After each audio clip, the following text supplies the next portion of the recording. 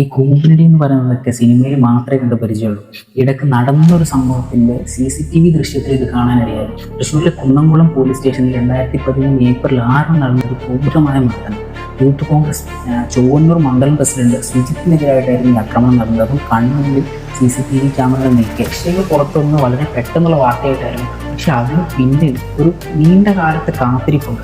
വിവരാവകാശ നിയമം ഉപയോഗിച്ചാണ് സുജിത്ത് ഈ ദൃശ്യങ്ങൾ പുറത്തു കൊണ്ടുവന്നത്. ആക്ച്വലി ഇതൊരാളോടുള്ള ആരോപണം മാത്രമല്ല, ഇതിന് പിറകിൽ മുഴുവൻ സിസ്റ്റത്തിൻ്റെയും ഒരു ഇരുണ്ട മുഖം കൂടെയുണ്ട്. കസ്റ്റഡിയിലെടുത്തതിന് ശേഷം സുജിത്തിന്റെ കീഴ്ശക്തി പോലും നഷ്ടപ്പെട്ടിരുന്നു.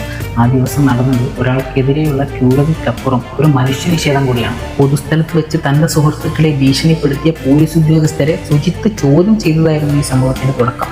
ആ ചോദ്യം അതാണ് സുജിത്തിനെ പോലീസ് സ്റ്റേഷനിലേക്ക് എത്തിച്ചതും ഈ പീഡനത്തിന് ഇരയാക്കിയത്. സ്റ്റേഷനിൽ എത്തുന്നതിന് തൊട്ട് മുമ്പ് ജീപ്പ് റോഡിൽ നിർത്തുകയും സജീവൻ എന്ന ഉദ്യോഗസ്ഥൻ അവിടെ തന്നെ ആദ്യ ആക്രമണം തുടങ്ങിയെന്നും പിന്നീട് പോലീസ് സ്റ്റേഷനിൽ എത്തിയതിനു ശേഷം അത് കൂട്ടമായി നടന്ന ക്രൂരമായ അക്രമമായി മാറിയെന്നുമാണ് സുജിത്ത് പറഞ്ഞത്. അതിനുശേഷം വെറും അക്രമം മതിയായില്ലെന്ന പോലെ ഉദ്യോഗസ്ഥർ ഒരു വ്യാജ FIR ഫയൽ ചെയ്തു. പൊതുജന ശല്യം, മദ്യപാനം, ജോലി തടസ്സപ്പെടുത്തൽ എന്നിങ്ങനെ. എന്നാൽ മെഡിക്കൽ റിപ്പോർട്ടിൽ സുജിത്ത് മദ്യപിച്ചിട്ടില്ലെന്ന് തെളിഞ്ഞു.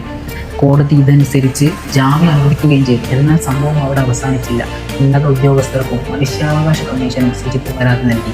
അന്വേഷണത്തിലൂടെ തന്നെ CCTV ദൃശ്യങ്ങൾ സത്യത്തിന്റെ വശത്തെത്തി. ഇതിനോടകം പോലീസ് ഉദ്യോഗസ്ഥർക്കെതിരെ ജുഡീഷ്യൽ മജിസ്ട്രേറ്റ് ജയന്ത് കേസെടുക്കാൻ ഉത്തരവിട്ടു.